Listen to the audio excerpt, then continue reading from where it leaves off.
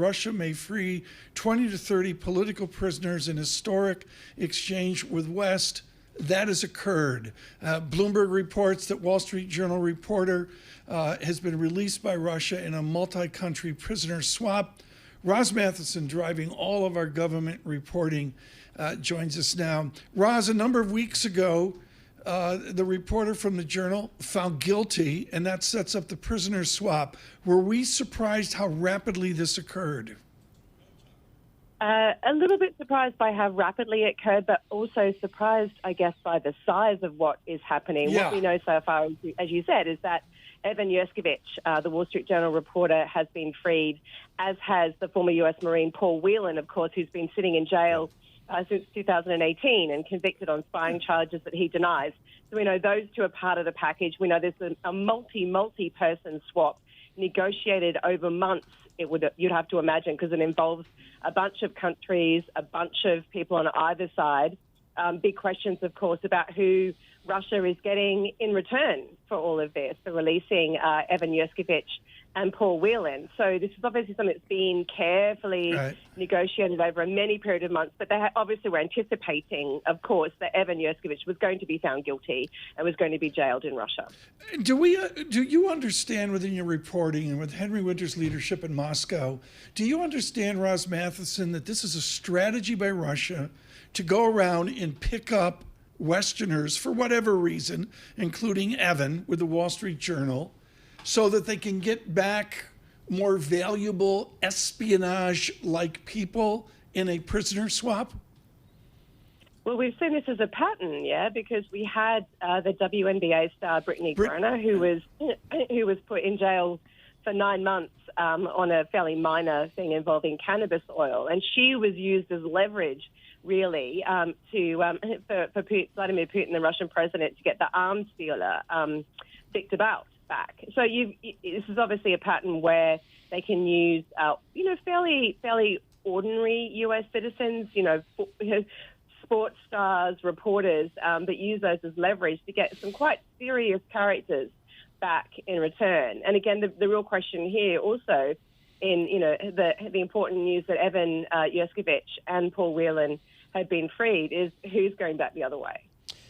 Roz, is there any notable aspects as to the timing? Why did this happen now? Well, it sounds like it has, again, been going on for months. So this is not something that just started a couple of weeks ago, but with the view, no doubt, that Evan Gershkovich was likely to end up facing a long prison term. And so I guess also the U.S. administration is keen to get this sorted before Joe Biden's administration ends its term at the end of the year. They've been pressing hard on this, though, for many months. And a key character on the Russian side, of course, has been in frame for quite some time, and that's Vadim Krasikov, who's sitting in a German jail for the 2019 killing of a Chechen separatist in a Berlin park. And Putin has said publicly many, many times he wants Krasikov back, and Germany had said no because he's convicted of a crime in Germany. And so perhaps this was just a moment where all the stars aligned in terms of Putin getting what he wants out of it. Again, we don't know exactly who's going back the other way, and for the US to get Evan Gershkovich and Paul Whelan in return. And there are plenty of other names in the mix, it seems. We don't know, again, a lot of the details, but we know this is a multi-person swap. If you're just joining us across the nation and worldwide, Bloomberg surveillance this morning, an exceptionally busy August 1st. Our Jennifer Jacobs reports that U.S. reporter Evan Gershkovich of the Wall Street Journal and former U.S. Marine Paul Whelan, they have been in a prisoner swap, and as Roz Mathieson says, of a far larger size than was expected, a week or two ago. It's a very short story, but a very powerful story for both sides. Paul Sweeney, why don't you continue with Roz? So, Roz, again, how does this come about here? Is this driven by the White House? Is this driven by the State Department? Who kind of leads these discussions, which, again, don't seem to be one-offs? They seem to be, as you mentioned, part of a pattern here. Well, they are driven to some extent by the State Department, but also at the very highest level. And this is actually one area where, despite Russia's war in Ukraine and the broader tensions with Russia, that we've seen there'd be a little bit of a room to discuss prisoner swaps, both for Ukraine and Russia, but also Russia and the US. This is one avenue, one conduit, one discussion point that has remained open throughout. And we have seen some of those prisoner swaps occur already in recent years, as mentioned, most notably with Brittany Griner. But it's clear that this is something where Putin feels that he has something to gain. And he only negotiates when he feels he has something to gain. And so that's why these doors have remained open. But you can imagine there has been like months and months of very careful and delicate and tricky negotiations that have gone on, largely involving the State Department, but also other aspects of the U.S. administration to get this over the line. Ros Mathieson, thank you so much from London, driving all of our government coverage. Joining us now from the Taubman Center, Brown University, Wendy Schiller, not on the American election, but on a prisoner swap. Wendy Schiller, there's a various and sundry Tom Hanks movie where there's a bridge, I'll say in East Germany, I can't remember where, and there's a prisoner swap of one person for another, or it's a John le Carré novel. You know the drill.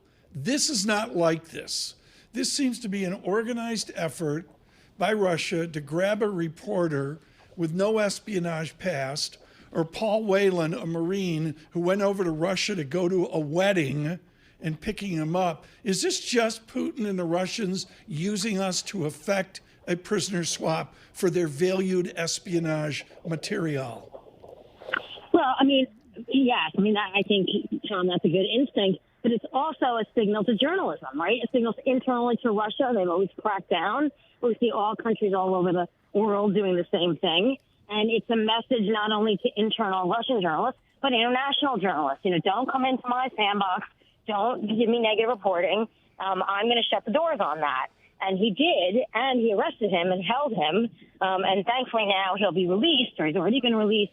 But this is just a signal that says, I'm going to do what I want to do in my country. And if you are going to try to report on it, I'm going to shut the door on you. Wendy, what will the Biden administration do with this news here? Will they take credit for it? Will they just stay on the sidelines? How do you think they're going to play it? I think that, if Biden were still running, he would make an argument that engagement and diplomacy and conversation, even with people who are perceived to be our enemies, is always important in the world order. That's an argument he would have made, and he would have had, 50 years to back that up. Does Kamala Harris take that on? Probably not right now. It's not been her theme, but certainly credits the idea of engagement when Donald Trump's position and his party's position veers towards isolationism. So the argument is, if you stop talking to people, then you can't get anything done in the world order. Wendy, with all that's gone on here, the center tendency for Americans has been a journalist and a Marine at a wedding over in Russia. From where you sit with decades of experience, is it safe for anyone to travel to Russia?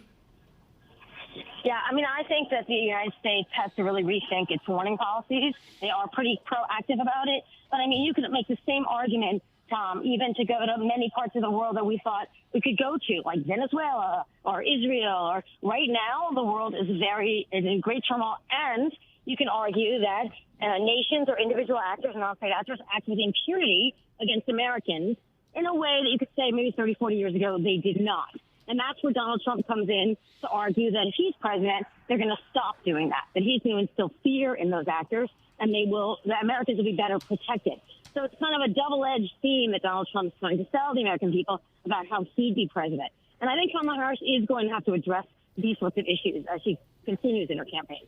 What does it say about Mr. Putin here? Is this just part of his, toolbox of, international diplomacy, a little bit of a terror edge to it? Well, politics is all about uncertainty, and I'm going to leave it to your excellent Russia reporters and experts here. But, it used to be 2 weeks ago that maybe Trump was going to win, and he was going to win relatively easily. Now, we don't know who's going to win the American election, and Putin, no matter what he does, still has to deal with President of the United States. So in this sense, he's hedging his bets, right? So if he doesn't want to risk being completely demonized, shut out, having any negotiating power with Kamala Harris, let's say, and this is just something that just happened. So I don't think it's coincidental that it culminated now. And also you see in Ukraine, there's a sort of a weakening to, keep going and going and going, and maybe there's some sort of peace that can be established, but Russia will walk away with some territory. So it's pretty good timing on the part of Putin right now.